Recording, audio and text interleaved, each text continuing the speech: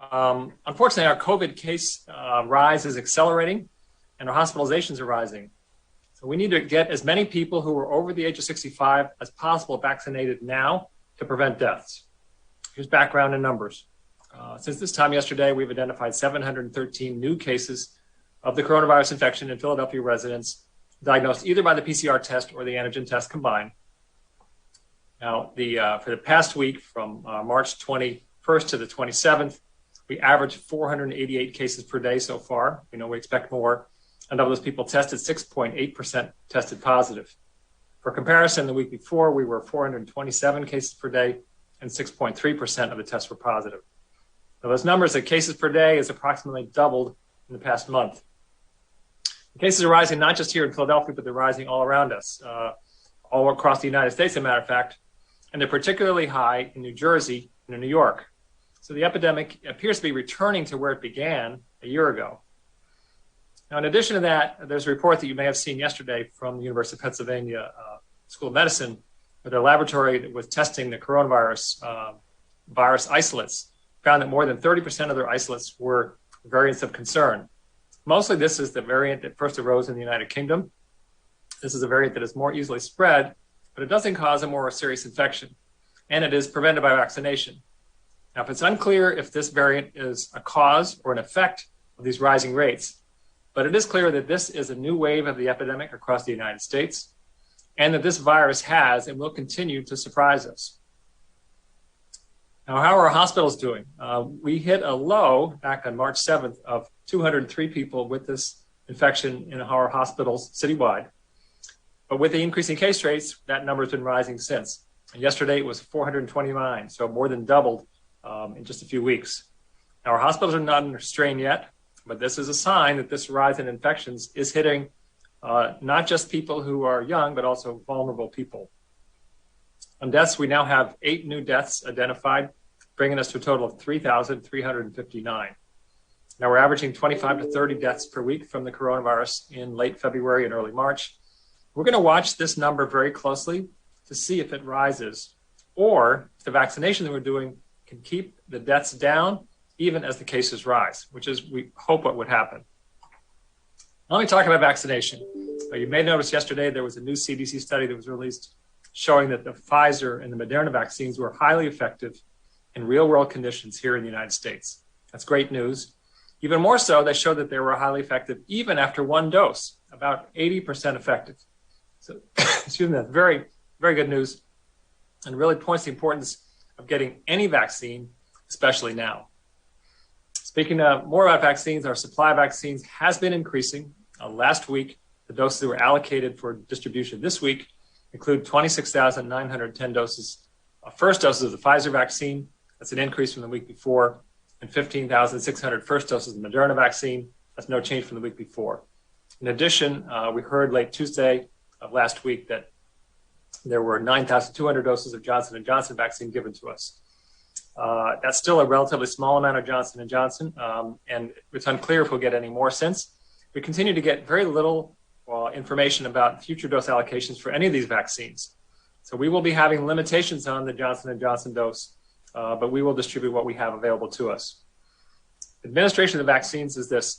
As of Monday evening, we had data showing vaccination of 509,000 people with their first doses and 241,000 people who are fully vaccinated. Now, so we know that 23% of Philadelphia residents have received at least one dose. We also know that that's an, an underestimate, because some people from Philadelphia are vaccinated outside of the city, and we don't have that data in our databases. As of today, we know of 52% of the people aged 65 to 74, 72% of the people aged over 75 have received at least one dose. Now, those numbers are not enough to change the direction of this epidemic wave that we're going through right now, but they are enough to prevent some deaths from COVID. I think we need to particularly boost the numbers of the people over the age of 65 to prevent more deaths. More on that in a minute. For the week that ended March 28th, we had 111,000 doses administered across all providers across the city. That's so far, and that's even that data is incomplete. That's our highest number so far. That number was 50,000 doses administered on a weekly basis in February. So it's more than doubled in just a short time. Our target is to increase that to at least 150,000 doses delivered by week by all providers combined by the end of April. So how is vaccine being made available? We're having more sites enrolled at all times. We now have 226 sites that are enrolled, vaccine provider sites, and that are receiving vaccine. That's up from 204 a week ago. It includes hospitals and clinics, and an increasing number of pharmacies, now including 42 independent pharmacies that are now enrolled. In addition to those other providers across the city, there are now 9 neighborhood-based clinics that are operated by the Department of Public Health and the Fire Department and the Office of Emergency Management. Now, for those clinics that we are operating, the appointments are mostly filled, but at some sites there are available appointments, and the open slots have been filled by people who've walked up to those sites. We'll talk a little bit about vaccine eligibility. We're still in phase 1B. That's people who are frontline essential workers, people over the age of 65, and people with high-risk medical conditions. We will move to phase 2 no later than May 1st, and we'll move to phase 1C in April between now and then. We don't have exact dates for that yet. We're watching closely the steps taken by the Commonwealth of Pennsylvania.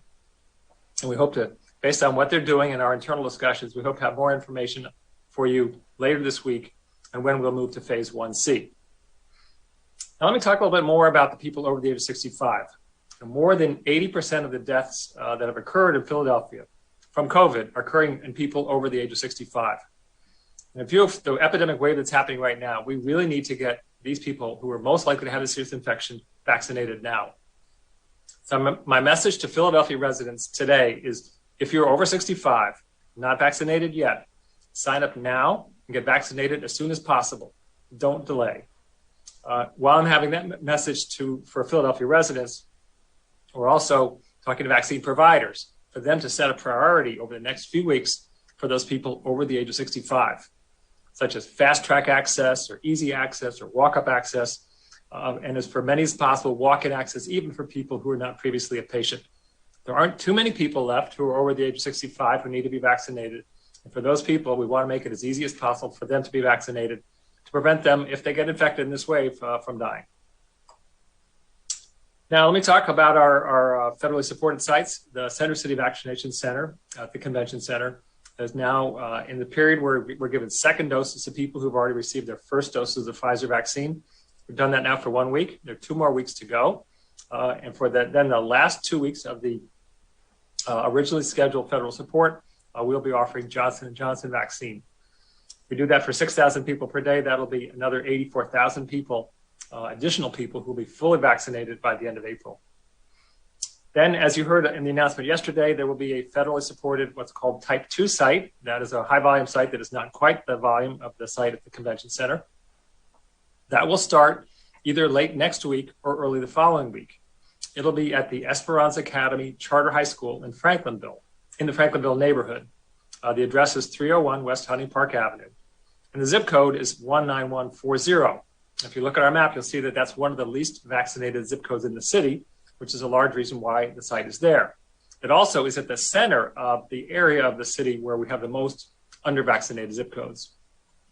In addition, that site provides easy access to a large Hispanic population in the city. We know that Hispanics are the most under-vaccinated group in the entire city. Also, the site is on transit lines, and it provides ready access to Roosevelt Boulevard and I-95. And we're working on steps to make make it easier for transit access. The site will be staffed in large part by federal staff, including FEMA and the National Guard, and there'll be local staff from the Health Department and the Office of Emergency Management there as well. The site will vaccinate at least 1,000 people per day.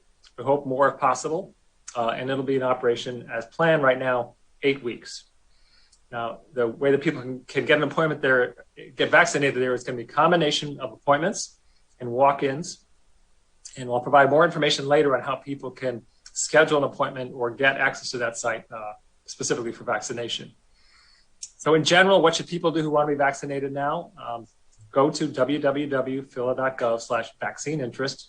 If you don't have any internet, call 311 and they'll put you on our database.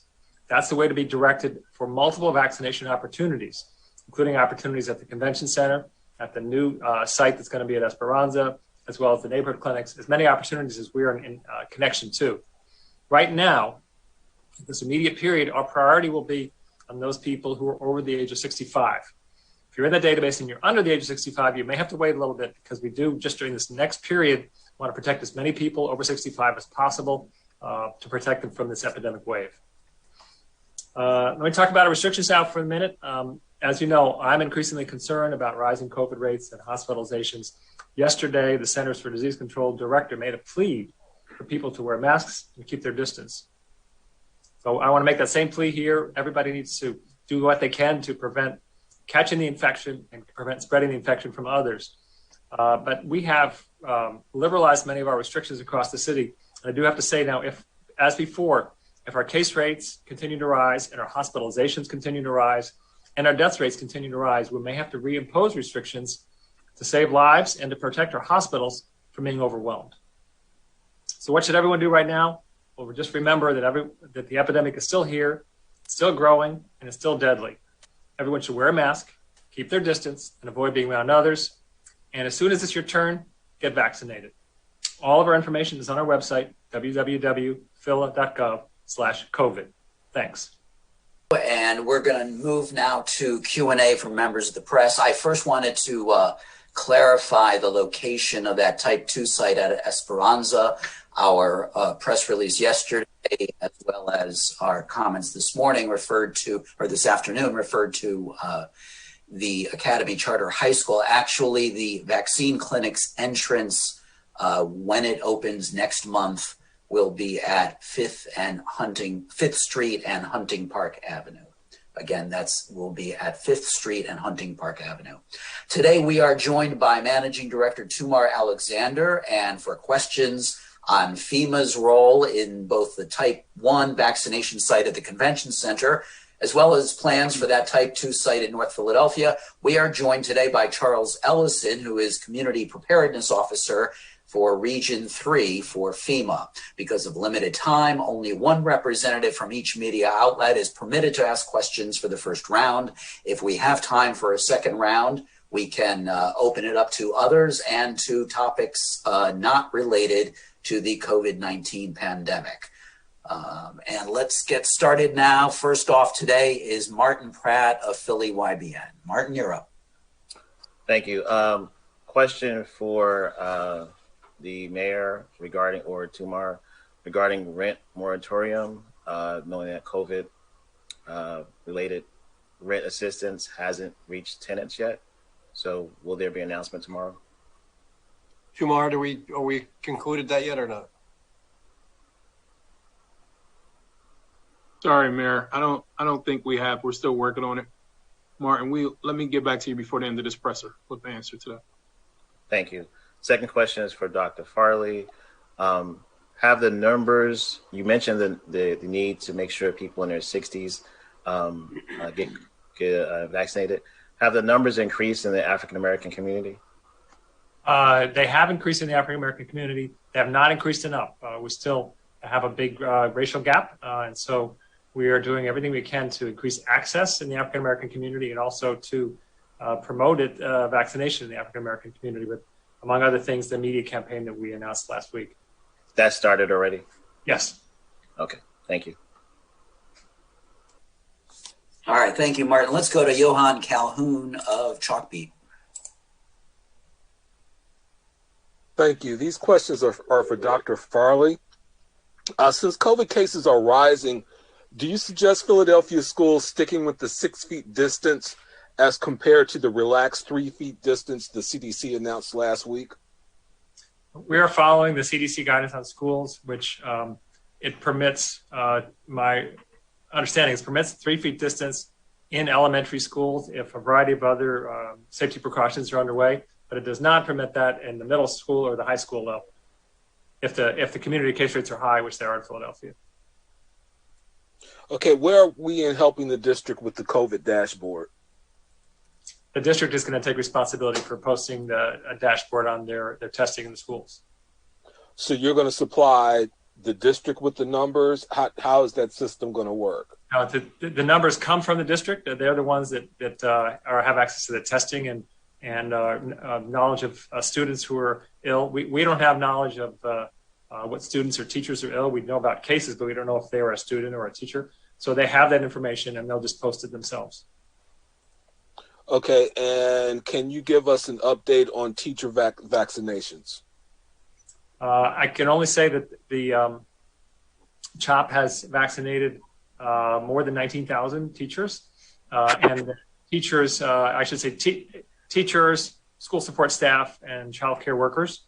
And for those staff that were not able to be vaccinated by CHOP and who are still interested, we are giving them a variety of other options for being vaccinated.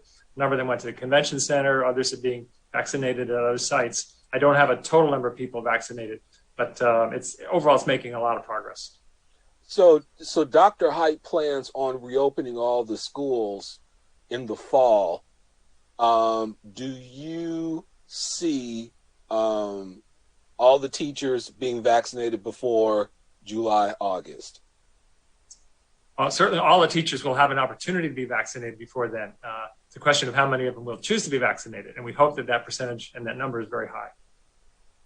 Okay, thank you. Thank you, Johan. Let's go to Laura McChrystal of the Inquirer.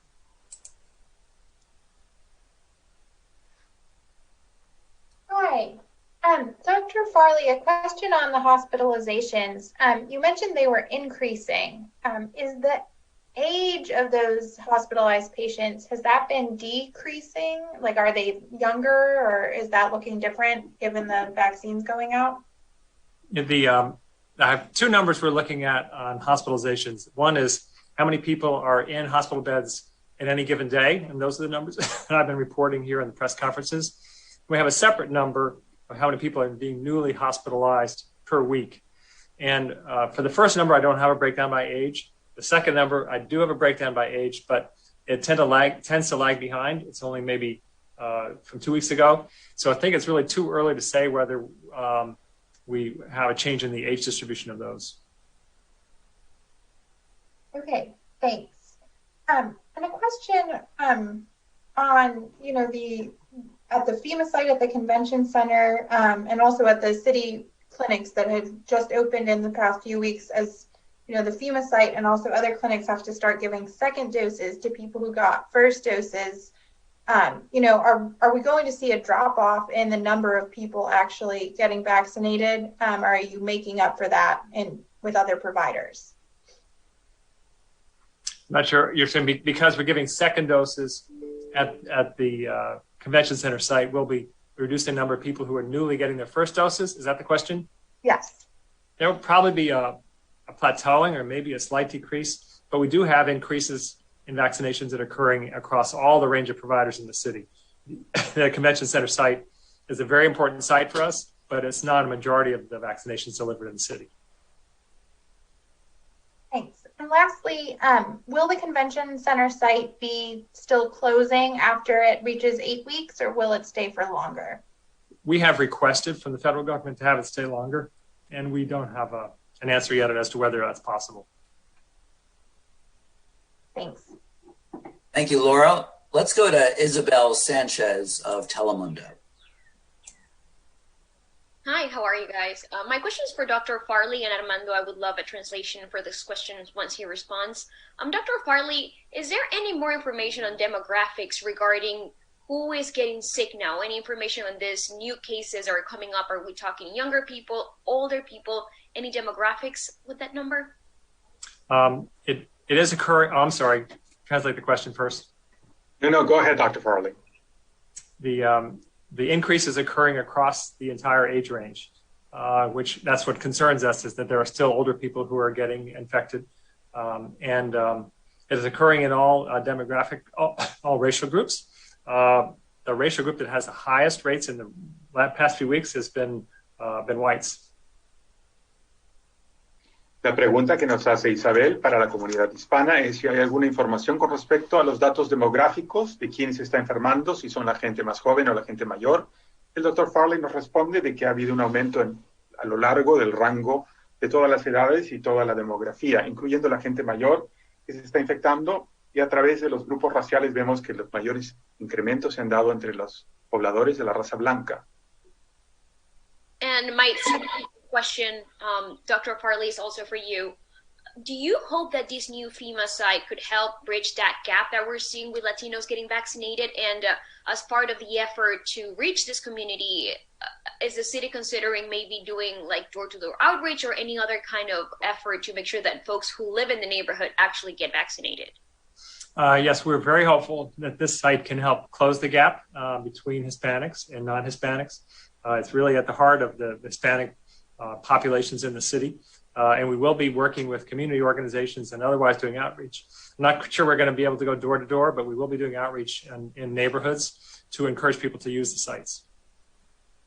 La pregunta de Isabel es si se espera de que este nuevo lugar de FEMA pueda ayudar a salvar la brecha que impide que los latinos se vacunen a unas tasas aceptables en la ciudad y si se está considerando hacer programas de apoyo y de cercanía a las comunidades para lograr la vacunación. Y el doctor Farley nos responde de que tiene la esperanza de que este esfuerzo de FEMA pueda ayudar a cerrar esa brecha y que se pueda lograr índices de vacunación similares para los hispanos como para los no hispanos y que sí se va a contactar a comunidades a través de las organizaciones comunitarias, pero que no se contempla en este momento hacer un esfuerzo de ir puerta a puerta, pero sí publicitar los esfuerzos para que la gente acceda a las vacunas. And I'm so sorry. Dr. Farley, other states like Delaware are now opening vaccination for younger people. Is this, I know that's going to happen eventually in April, but is this something that, since it's happening around us, is something that you're considering doing in Philadelphia in the next few weeks? We said that we'll open it up to all adults no later than May 1st. It's possible we'll go earlier than that. Right now, I'm very concerned about this particular epidemic wave.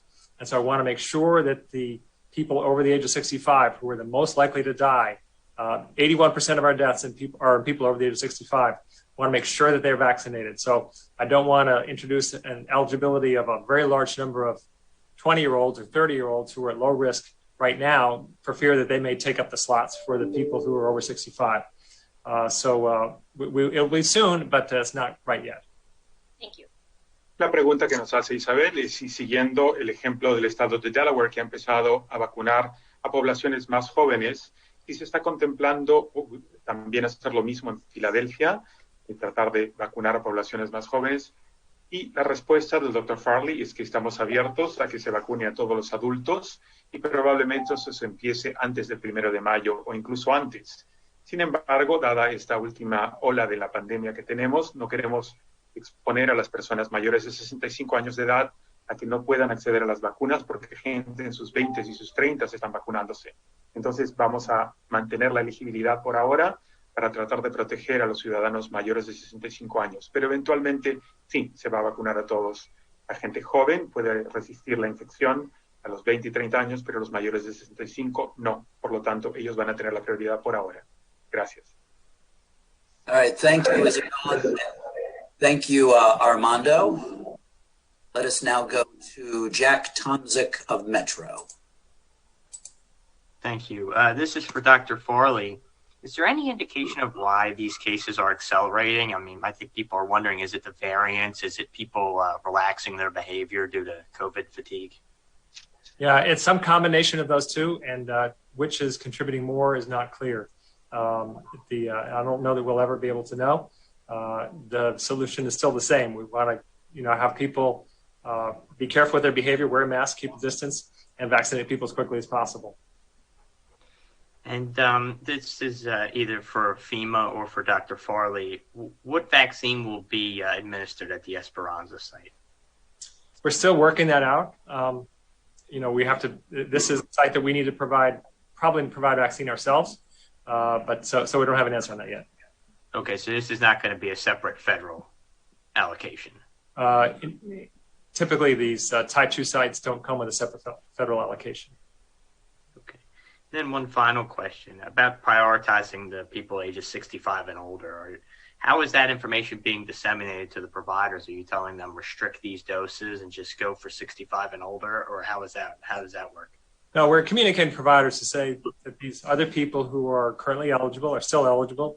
We want them just for the next few weeks to try to figure out how to set a priority for people over the age of 65, such as having a fast track of some sort of allowing walk-ins or doing additional outreach. Each one is going to do it somewhat differently, but and that'll be just through our direct communications to providers.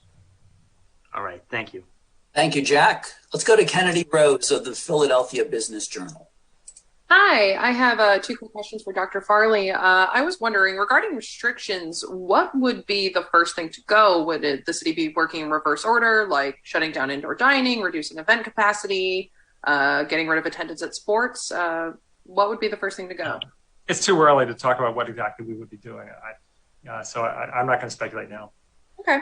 And I was wondering, from your contact tracing efforts, where are the cases mostly coming from? Are you seeing increases from people who are indoor dining, indoor gatherings? Where's that coming from? Well, so unfortunately, we've had to redeploy almost all of our contact tracing team to assist with the vaccination effort. And so we're not getting the same level of information we had in the past. So we can't say for sure. Okay. Thanks very much. Thank you, Kennedy. Let's go to Lauren Make of NBC 10.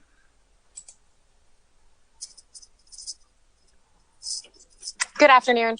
Dr. Farley, you had mentioned that we would move to 1C sometime in April and then phase 2 by May 1st. President Biden has now said that 90% of adults will be eligible by within 3 weeks, which is a little bit quicker than that May 1st deadline.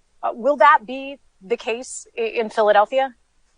Oh, I can't announce a schedule today. As I said, I am reluctant to move too quickly to make all adults eligible for fear that they may push out of the way the people who are the most vulnerable, who are people over the age of 65.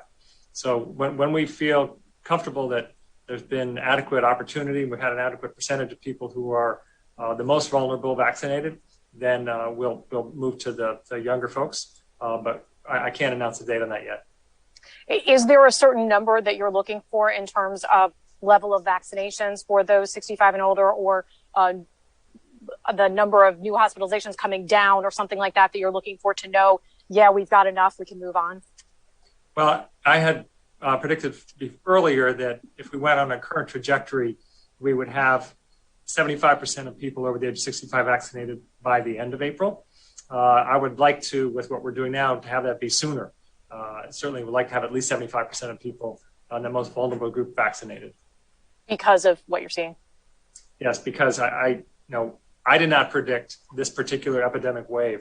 And so I think that there's really some urgency around this most vulnerable group right now. And then if we can get them protected, then we have a little more time to vaccinate everyone else. The vaccinating everyone else, the benefit of that is to reduce the number of cases. But vaccinating the elderly people, the benefit of that is to prevent them from dying of the infection. Given your concerns about hospitals becoming overwhelmed, what preparations is the city making, or the city asking hospitals, working with hospitals to make for a possible surge? So we're in very close contact with the hospitals and have been for the last year. And every one of them has a variety of plans that they can put in place pretty short notice to make additional bed space available. They can, for example, cancel elective surgery. They can open up additional wings. Often they have where they could put in additional beds.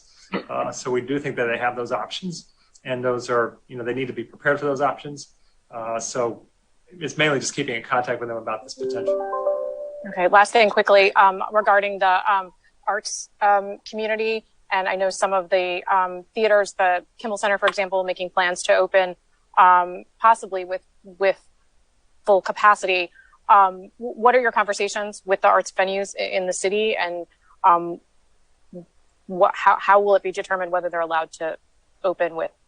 Well, currently these events and gatherings are permitted at a certain percent capacity, and which is a lot less than full capacity. I think they're talking about in the fall. And the fall is a long way off. We hope that by the fall, a very large percentage of the city will be vaccinated. And we hope that the epidemic will be at low levels, if not gone entirely. But that's a long way off. As you've seen, this virus continues to surprise us. So we really can't make any kind of commitments now as to where we're going to be in the fall. Thank you. All right, thank you, Lauren. And a reminder that reporters are asked to limit their questions to 3 or fewer so we can make sure we get to everybody. Next up is David Murrell of Philadelphia Magazine. Hi, Dr. Farley. First question is for you. You said earlier that you do have hospital data, age data, I think, for new weekly admissions. Can you just give a rough sense of, prior to the latest wave, what the, I guess the median or mean age was for most hospital patients? We can get you the distribution. I don't have it on top of my head, but right after the press conference, we can get you some of those numbers. Yes. Okay. The other question I had, I've heard that the Black Doctors Consortium has received $9 million from the city for the vaccination RFP. Can you confirm that that's the case? No, I can't. What we announced last week, what the groups that were going to be funded, but we're in budget negotiations with all of them, so I can't confirm any particular budget. Okay, so do you have a sense of when that process is finished, or if it's still underway? I can't give you a specific date on that now, really, because it's back and forth between the city and those organizations. Got it. And last thing, do you have an anticipated date for when that process will be concluded? And also, is the city planning to release the full contracts with each of the providers for transparency? So the process is open-ended, right? That new organizations can apply now. So as long as we feel that there's a need for more providers, there's an opportunity for more organizations to apply and get funding. I don't know about releasing the contracts. We'll have to see about that. Okay, thank you. Thank you, David. Let's go to Manny Smith of CBS 3. Me on mute there. First question is for Dr. Farley. We've been seeing reports of some people who got previous coronavirus testing getting bills from, because they got them with the Philly Fighting COVID group. Have you guys heard of complaints in that area? Have you been helping them, or have they been reaching out to the health department for help in that area? I have not heard of that being a problem. There may have occurred in some instances, and we will we'll assist if we do get some of those, but I have not heard of that. Also heard that there might be a plan for the city to clear the subway encampments over on Locust Street in Center City tomorrow morning. And we did some previous reporting on something planned soon for Reading Terminal Market. I know advocates have been concerned about moving those folks in the middle of a pandemic. Are you aware of those? Manny, if you shoot the press account an email, and we'll get you a response on that. Okay, no problem. And now that we're near the end, I did have one question for the mayor. That's second round question. Can I go ahead and ask it now? No, I'd like you to hold off if we have time. Let's get to COVID questions only. Do you have anything further? No, that works. Good. All right. Hold on. Let's go now to Pat Loeb of KYW. Kumar, has the city approved any special event permits?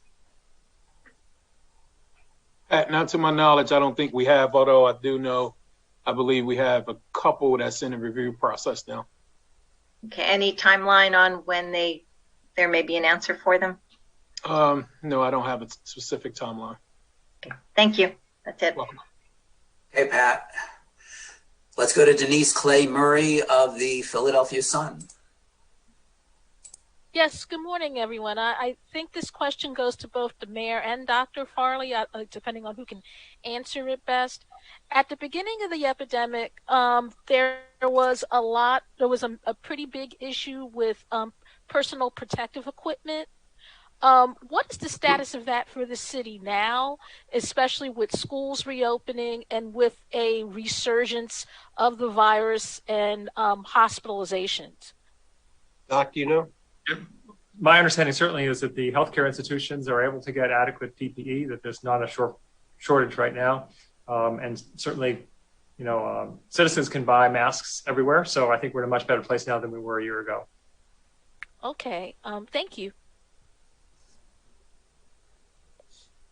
That was it, Denise. You're good? Yes, I am. Thanks. Okay, very good. All right. Well, then we do have some time for a second round. Manny, if you're there, go for it. I am still here. This question is for the mayor. In light of the Derek Chauvin trial, which is underway in Minneapolis, we hear that city officials have been collaborating on a security plan. Should there be a verdict that most people don't expect? Can you comment if that's underway and what that might include? Yeah, there's been conversations. I won't get into specifics because we're not there yet. I've been watching the case myself when I can in my office. It seems overwhelming that the prosecution is putting on a pretty convincing case. However, as we saw with Rodney King and some other stuff back in the day, it doesn't always turn out the way we expect it to turn out or the way it should. But we are having conversation with police department, governor's office, with managing director's office, and we're putting together a plan to respond in the event that something goes wrong. In the, I know that you guys have been deep into the response of the last set of civil unrest that kind of led to some tear gassing and concerns. So if city residents say, "Hey, we hear you guys are talking," and now we are more concerned that something could happen to us, is there something you want to say to them? Well, what I would hope is that justice is done and the right verdict comes out. I would also remind folks that what we've been through already in the last year with the law two times, with the civil unrest, which resulted in some cases in violence and looting and vandalism, that we realize where we are now, that we're getting back out of this mired mess, and we don't want to go back there again. And regardless of what happens, we're all Philadelphians. We all need each other, and we all need our businesses to be intact and our neighborhoods to be intact. So all working together in good faith with each other, we won't hopefully have a repeat of what we've seen in the past summer. And finally, Mayor Kenny, some really significant incidences of violence, even at the Philadelphia Mills Mall. We hear it might have affected even a city employee. Any comment or reaction on that, please? I mean, look, obviously the violence is very upsetting and very heart-wrenching, and it's affecting, neighborhoods throughout the city and many, many families. Police are doing everything. As you've seen today, the number of VUFA arrests that we've had in the last year are increased substantially, and we're taking guns off the street. Our police officers are wading into harm's way to do that, and we thank them for it. But there's too many guns in our society and too many guns in Pennsylvania and in Philadelphia. And we're going to struggle with and continue to struggle with this problem. As long as you can get a gun in Pennsylvania faster, you can get a driver's license. All right. Thank you very much. Thank you, Manny. Let's go to Denise, go back to Denise Clay. Denise? Thank you. I'm back. There was an article in the Inquirer this morning regarding the number of gun violence cases and how they're not necessarily leading to convictions in the city. I wanted to ask the mayor, why do you think this is? Do you think it's a training problem in terms of gathering evidence? Do you think that there's some sort of a disconnect that's going on? And if so, what do we do about it? And for you, Dr. Farley, there's been a lot of talk about people viewing violence as a health issue. Have you thought about what your plan for that would be if that's the way we decide to go? Well, first of all, obviously the police are doing their job in getting guns out of people's hands. The criminal justice system has been a bit, out of kilter, out of sync because of COVID and the lack of the number of trials and the activity of the police, activity of the courts.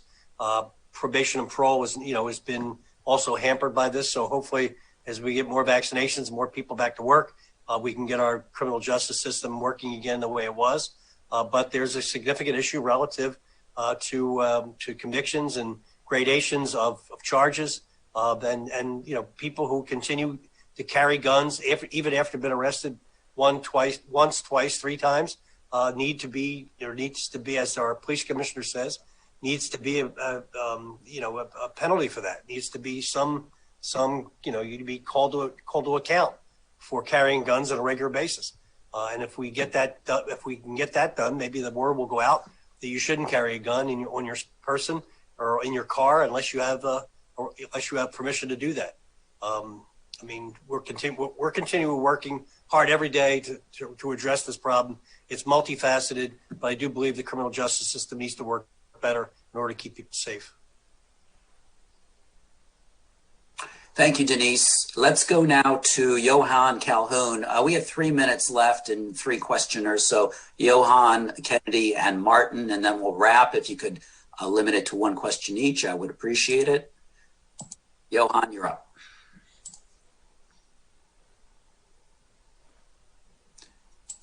Johan, you'll have to unmute. There you go. Okay. Can you? Okay. Yeah, go ahead. Okay, going back to the schools, the district recently announced more students are going back to school next Tuesday. And of course, these numbers are up.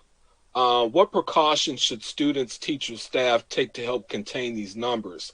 And I'm going to just give you like a quick scope of things. Parents United for Public Education, the Caucus of Working Educators, created a COVID. Johan, I accidentally muted you. I apologize if you can unmute yourself, but we are very tight on time. So if we could if you could wrap up your question there. Okay, can you hear me now? Yeah, go ahead. Okay, yeah. So this is going back to the COVID dashboard that the Parents United for Public Education and the Caucus of Working Educators reported. Last week, 19 COVID cases were found between March 22nd and the 26th. And with these numbers rising, what precautions should students, teachers, and staff take to help contain these numbers now that the district looks like it's moving forward and bringing more kids back to school? Well, first, the large number of students involved and the high rates we have in the city, it's not a surprise that there would be some cases occurring in students. As far as what to do, there's a whole set of safety standards that the Centers for Disease Control has written, and we have a whole set of guidance as well for schools. It centers around mask and distancing, and then a lot of detail on how to do that in a school setting. And there's also procedures in place for what do you do if you have somebody who tests positive, as far as quarantine and isolation to prevent further spread. And so they just need to follow those as closely as possible. All right. Thank you, Johan. Let's go to Kennedy Rose of the Philadelphia Business Journal. Hi, thanks for taking the time. I just have a super quick follow-up for Dr. Farley. Going back to what you said earlier, Dr. Farley, about contact tracing, if so much of the contact tracing team has been diverted to vaccination efforts, what are you factoring in when it comes to which restrictions to impose or continue to impose? Like, what factors are you counting in? Well, we've always based our restrictions on large part on the evidence that's available elsewhere, or in general, about what are high-risk settings, and then our understanding about what sort of behavior is taking place in these settings. There's very strong evidence, as you know, that restaurants and bars are very high-risk settings, for example, which is why a lot of our restrictions focus on restaurants and bars. And that comes from a variety of different studies of different types across the country. Any other large gathering where people are together indoors, not wearing masks, is likewise going to be a very high-risk setting. And so the contact tracing is designed to prevent spread when you have a first case. The contact tracing is not a study to determine how a person got infected. So the contact tracing information was always useful to us, but it was an adjunct to the rest of that information. All right. Thank you, Kennedy. And finally, today, the guy who started us off, Martin Pratt of Philly YBN. Thank you. This is for Dr. Farley. I saw that the colleges, several are setting up their commencement, and one is in May 13th, I believe. Has your office been consulted at all about the setup of these commencements they are outdoors, but from the tweets I'm seeing, there's going to be a crowd? We are in contact with the colleges. We have city employees and health department staff meet with them on an almost weekly basis. I don't know if they've looked at their specific commencement plans, but we do have guidance about outdoor gatherings in general. And so I would imagine and certainly hope that any of their graduation ceremonies are following that guidance. Okay, thank you. Thank you, Martin, and thank you, everyone. This reminder that because this Friday, April 2nd, is Good Friday and a city holiday, Dr. Farley will not be holding his regular weekly press conference on Friday. So we will resume with a press conference next Tuesday instead. Thank you.